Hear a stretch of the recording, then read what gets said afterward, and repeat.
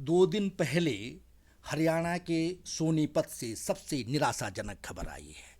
खबर यह है कि देश में इंजीनियरिंग कॉलेजों में प्रवेश के लिए होने वाली सबसे श्रेष्ठ परीक्षा जेईई मेंस के पेपर लीक हुए हैं। ये पेपर अत्यंत हाई टेक तरीके से लीक कराए गए हैं। बच्चे कंप्यूटर में ऑनलाइन परीक्षा दे रहे हैं ताकि वो अब इंजीनियरिंग कॉलेज में अच्छे अंक ला करके प्रवेश पा सकें। लेकिन सोनीपत में एक आदमी जो लाखों रुपए बच्चों से लेकर के यह गारंटी दे रहा था कि वह उन्हें उनकी मर्जी के इंजीनियरिंग कॉलेज में प्रवेश दिलाएगा, वह रिमोट के जरिए ऑनलाइन पेपर को सॉल्व कर रहा था।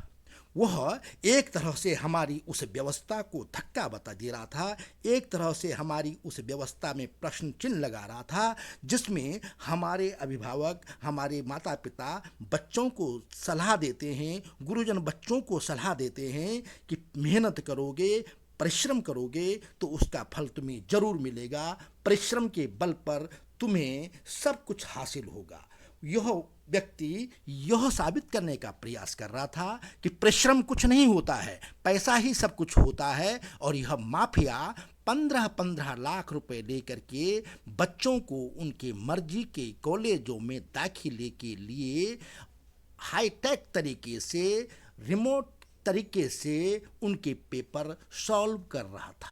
उसके इस कारनामे ने हमारी प्रतिभाओं को सिर्फ निराश ही नहीं किया है, बल्कि देश के मान और देश की प्रतिष्ठा को भी दांव पर लगाया है।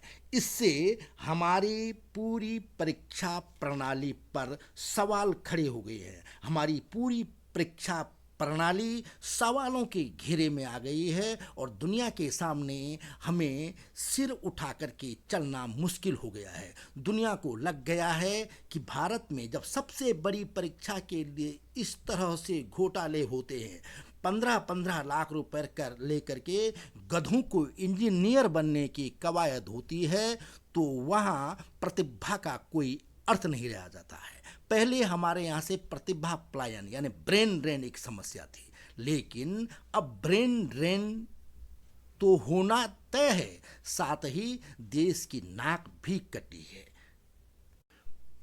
पेपर लीक होना हमारे यहाँ एक तरह का प्रचलन बन गया है और हमारी सरकार, हमारा देश, हमारे लोग बेशर्मी से, बहुत निर्लज तरीके से इस तरह की घटनाओं को सहन कर रहे हैं। 2018 में स्टाफ सिलेक्शन कमीशन यानी कर्मचारी चयन आयोग का पेपर लीक हुआ था, बड़ा हंगामा हुआ, लेकिन शायद उसमें भी कुछ नहीं हुआ। और ये पड़ोस में देखिए उत्तराखंड एक राज्य है, वहाँ दरोगा भर्ती घोटाला हुआ, वहाँ राज्य कर्मचारी चयन आयोग में तो नियमित ही पेपर लीक होने की घटनाएं हो रही है। वहाँ कोई भी परीक्षा निष्पक्ष नहीं हो रही है, वहाँ पैसा दे करके पेपर लीक कराए जाते हैं और जो गधे होते हैं उनको भर्ती करने के रास्ते निकाले जाते हैं। इससे जो प्रतिभाशाली छात्र हैं उनका गला घोंटा जा रहा है। ये उत्तराखंड अकेला राज्य नहीं है, कर्नाटक में तो राज्य कर्मचारी चयन आयोग में 35 लाख रुपए दे करके वो नौकरी देने का वादा किया गया था। यह मामला खुलासा, यह पकड़ा गया था मामला। इसी तरह से आंध्र प्रदेश में कृषि अधिकारी के पद पर भर्ती के लिए भी रिश्वत दी गई है। उत्तर प्रदेश में अध्यापक घोटाला होता है, बिहार में भी इस तरह के घोटाले होते हैं, हरियाणा में तो कई बार इस तरह के घोटाले हो चुके हैं।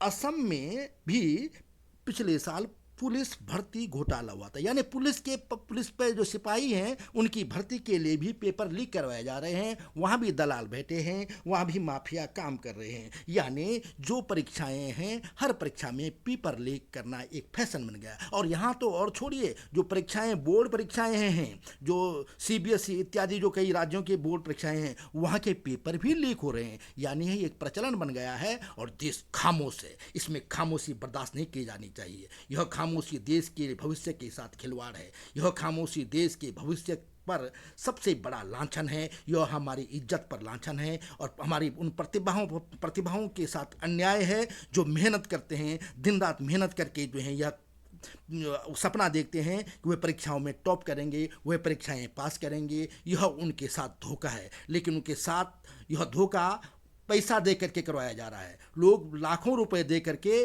अपने गधों को अधिकारी बनाने का कोशिश कर रहे हैं, अपने गधों को इंजीनियरिंग बनाने की कोशिश कर रहे हैं। पहले इंजीनियरिंग कॉलेजों में मैनेजमेंट का कोटा होता था। क्यों होता था भाई? पैसा दे करके मैनेजमेंट कोटा। क्या मतलब? इसका मतलब यह है कि हमारी सरकार ही इस तरह के भ्रष्टाचार को जगह देती है। सरकारें भ्रष्टाचार में लिप्त हैं और सरकार ही इस तरह के खेल करती है। क्योंकि जो मंत्री होते हैं, जो आज मंत्री होते हैं, कल तो सड़क पर सड़क छाप हो जाएंगे। वो आज अपने पद का इस्तेमाल करते हुए अपने लोगों को अपने मंत्री होने का फायदा दिलाने की कोशिश करते हैं और ऐसे घोटालों को जन्म देते हैं। ऐसे निकम्मे लोग, ऐसे निर्लज लोगों को देश का न प्रतिनिधि बनने का हक है, नहीं देश का मंत्री बनने का हक है। अभी मैं देख रहा हूँ, सुन रहा था कि उत्तराखंड सरकार ने जो है स्वास्थ्य मंत्रालय, स्वास्थ्य विभाग में कुछ भर्तियां निकाली थी कोरोना के बाद। अब वहां इतनी निर्लज सरकार है, इतनी बेशर्म सरकार है कि उस सरकार ने क्या कर दिया है कि वो परीक्षाएं टालती गई और उसे आउटसोर्स के जरिए भर्ती कराया जा रहा है। आउटसोर्स एक बहुत बड़ा घोटाला है। आउटसोर्स में हो रहा है कि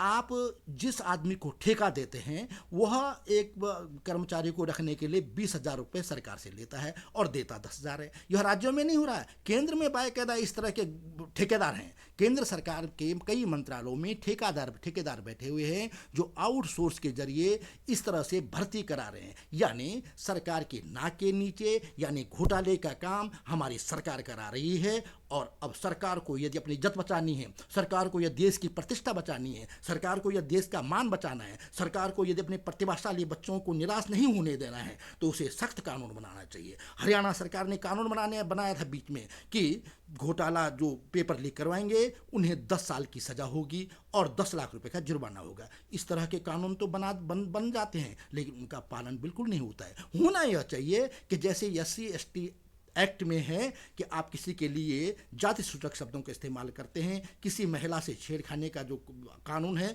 उस तरह की व्यवस्था होनी चाहिए। आप पे उंगली उठे आपको सीधे जेल होना चाहिए।